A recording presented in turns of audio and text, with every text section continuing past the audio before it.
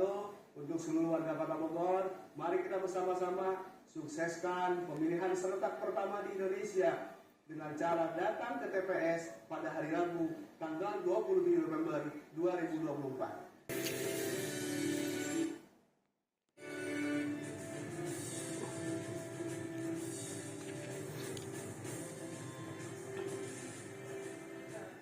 Ya, kembali bersama kami di debat publik calon wali kota dan wakil wali kota Bogor 2024. Ya, kita memasuki segmen yang kedua di mana para calon wali kota akan menjawab pertanyaan yang telah disiapkan oleh panelis dan masing-masing calon wali kota diberikan waktu 2 menit untuk menjawab pertanyaan tersebut. Ya, untuk memastikan debat berlangsung adil, pertanyaan akan diundi oleh panelis. Ya, dan pendalaman visi misi dan program kerja akan dimulai. Panelis akan mengundi subtema yang telah tersedia dalam fishbowl dan para calon wali kota akan mengundi pertanyaan.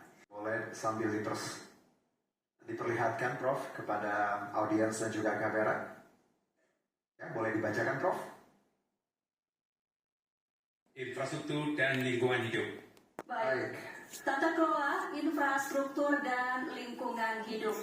Dan kepada seluruh calon wali kota dipersilakan untuk maju ke depan untuk mengambil undian pertanyaan secara bergantian nantinya yang ada di dalam fishbowl. Silakan kepada seluruh calon wali kota untuk maju ke depan mendekati fishbowl. Berdiri dulu Bapak di depan fishbowl, oke?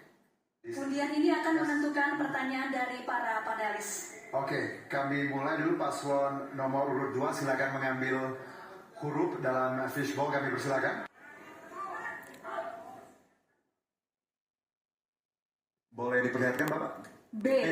Baik. Kepada seluruh calon wali kota dimohon kembali menempati tempat masing-masing. Penerapan sistem kerja dan budaya kerja aparatur yang profesional, berintegritas, inovatif, dan berorientasi kepada pelayanan publik yang prima di Kota Bogor belum optimal.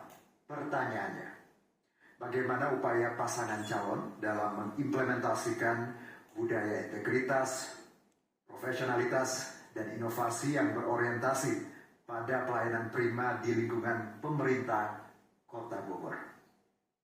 Waktu Anda menjawab 2 menit, dimulai dari Anda berbicara. Terima kasih atas pertanyaan dari panelis. Saya kira membuat reformasi birokrasi dan juga menata pemerintahan kita untuk lebih baik ini bukan pekerjaan yang mudah, tapi insya Allah bisa kita lakukan ketika kita punya niat yang kuat dan kemudian memberikan satu rasa nyaman bersama untuk bekerja bersama antara seorang kepala daerah dengan seluruh jajarannya. Untuk itu, beberapa hal yang perlu dilakukan adalah yang pertama, menjadikan seorang pemimpin, seorang kepala daerah bisa menjadi teladan bagi tim jajaran yang akan bekerja bersama mereka selama 5 tahun ke depan. Yang kedua, tentu kita punya aturan dan regulasi yang selama ini sudah dibuat oleh Kementerian PAN dan RB yang insya Allah ini akan kita gunakan, termasuk diantaranya adalah sistem reward and punishment. Yang ketiga, kita perlu berikan mereka sebuah reforma pandangan atau perubahan paradigma bahwa yang terjadi hari ini siapapun dan dimanapun ketika mereka bekerja dengan niat untuk ibadah, niat untuk melayani, maka dia akan mendapatkan sesuatu yang insya Allah menenangkan hatinya. Yang ketiga adalah bagaimana kemudian memberikan pembekalan, pelatihan, diberikan sebuah promosi yang sesuai dengan yang selama ini berlaku. Yang kelima, kita hilangkan like and dislike yang mungkin selama ini terjadi. Kita berikan keadilan yang merata. Dan yang terakhir adalah bagaimana seorang pemimpin bisa hadir mengayomi. Kalau ada masalah bukan dibuka di luar publik, kalau ada masalah kita selesaikan secara baik-baik. Dan insya Allah kalau pemimpin hadir demikian, pemimpin yang mendengar, pemimpin yang hadir, mudah-mudahan bisa menerapkan reformasi birokrasi di Kota Bogor yang kita cintai. Baik. Sistem pemerintahan berbasis elektronik belum optimal dilaksanakan untuk menciptakan tata kelola pemerintahan yang lincah, adaptif, dan akuntabel. Hal tersebut salah satunya disebabkan karena belum maksimalnya penerapan sistem kerja dan budaya kerja aparatur yang profesional, berintegritas, inovatif, serta berorientasi kepada pelayanan publik yang prima.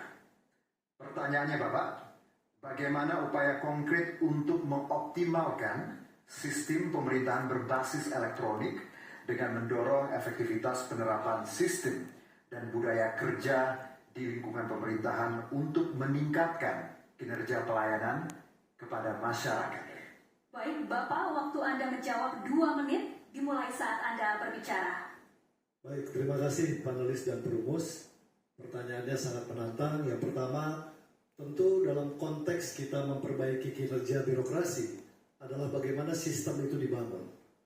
Pertama, sejak awal kami melaksanakan berbagai langkah untuk perbaikan dan peningkatan kinerja aparatur adalah mendekatkan pada pola pembangunan pemerintahan berbasis elektronik.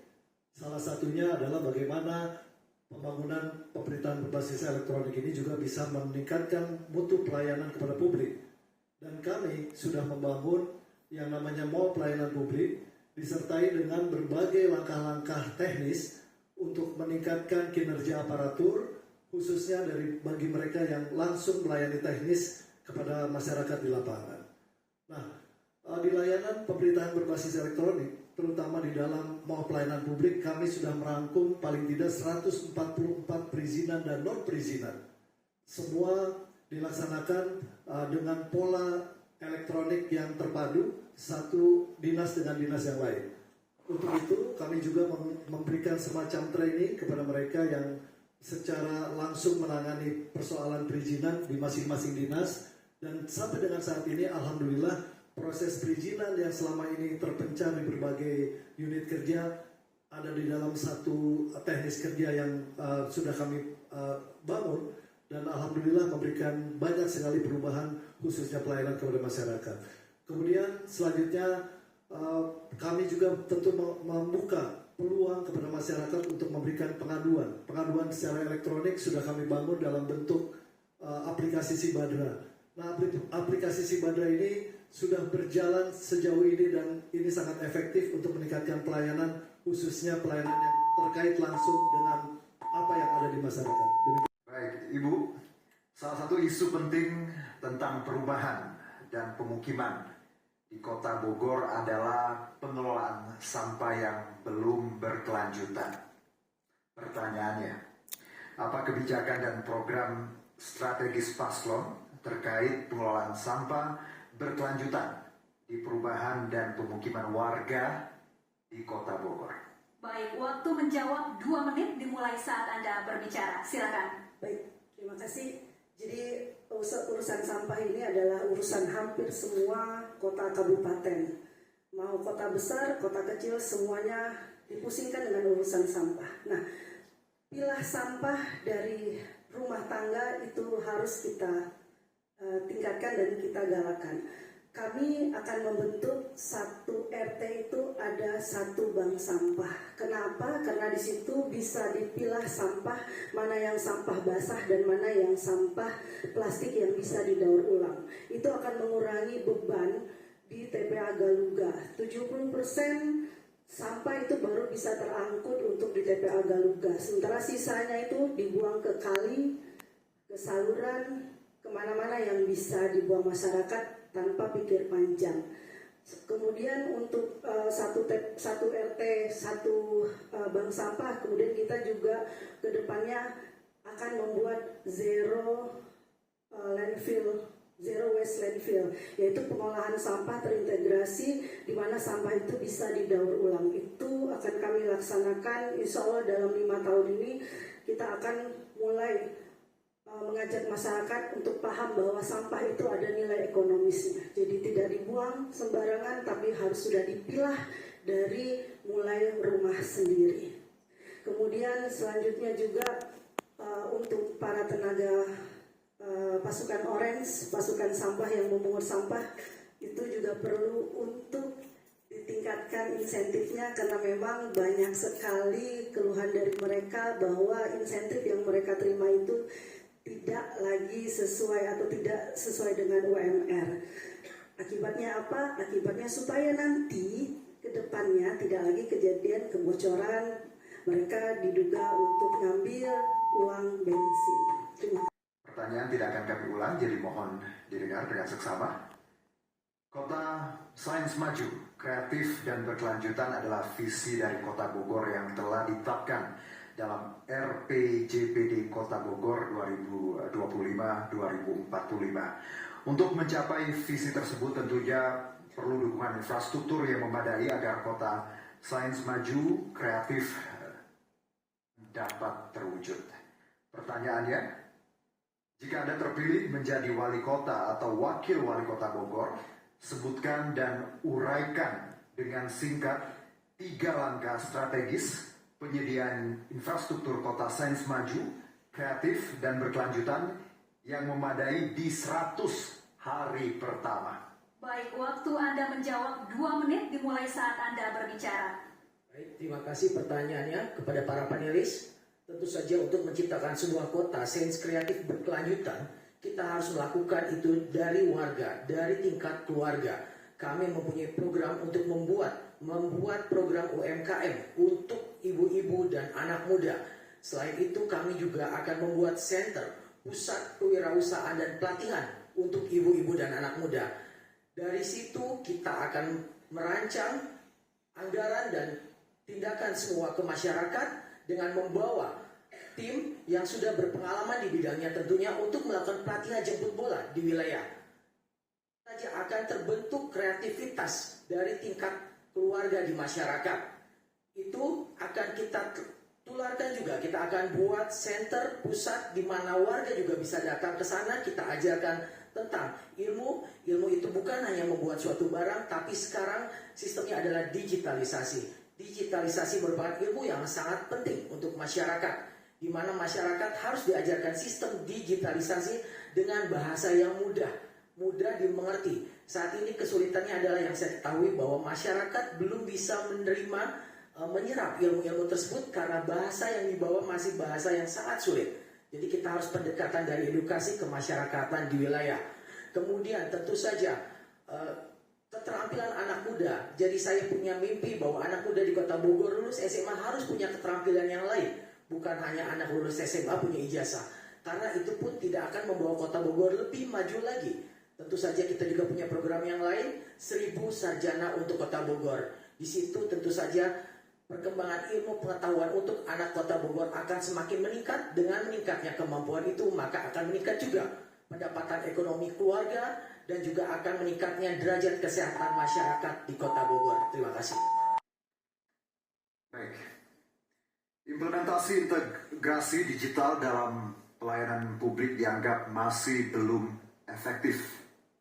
Pertanyaannya, bagaimana upaya paslon dalam meningkatkan layanan publik berbasis digital yang dapat dinikmati dan diakses dengan mudah oleh semua lapisan masyarakat di Kota Bogor? Baik, terima kasih panelis dan juga perumus. Kami mempunyai konsep besar yaitu membuat comment center di Kota Bogor yang mengintegrasikan satu data antara dinas, kemudian juga layanan.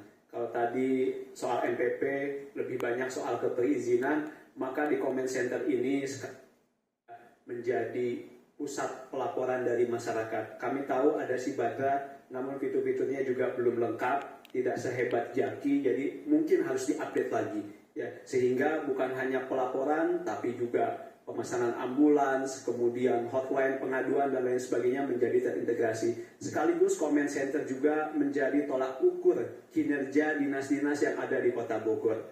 Misalnya, ada pelaporan jalan bolong. Sampai kapan akan dikerjakan? Apakah sebulan, 2 bulan? Masyarakat harus terinformasi dengan baik. Sehingga di comment center ini juga menjadi alat untuk wali kota bisa memberikan penilaian objektif terhadap dinas-dinas, terhadap ASN. Ini juga bisa digunakan nantinya dalam proses meritokrasi di reformasi birokrasi. Seseorang yang akan menjabat kepala dinas, camat ataupun lurah berdasarkan prestasi yang penilaiannya secara objektif ditampilkan di comment center ini. Jadi ini sekali lagi memberikan kemudahan untuk masyarakat, juga secara internal reformasi birokrasi akan semakin berjalan. Saya kira itu, terima kasih. Masih ada Masih ada waktu? Cukup. Cukup? Baik,